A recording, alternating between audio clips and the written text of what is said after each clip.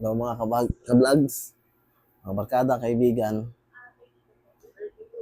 Hindi nyo ba alam na mas maswerte ang mga bata noong 80s, 90s? Kasi wala pang cellphone. Ang mga laro noon is mismo sa labas ng bahay katulad nito. Tumbang preso, holen, at lusong tinik. Tuwing hapon yan, nag-aabang na yung mga kaibigan, lalaro na. Pero after ng year 2000, nag-iba na. Pumasok na ang computer generation. Ito na ngayon, Counter-Strike na ang laro. Kaya karamihan, pag hapon na, hindi na sa labas, hindi sa loob na ng computer naglalaro. After naman ng pandemic, nawala na ang Counter-Strike. Kasi pumalit, ito na.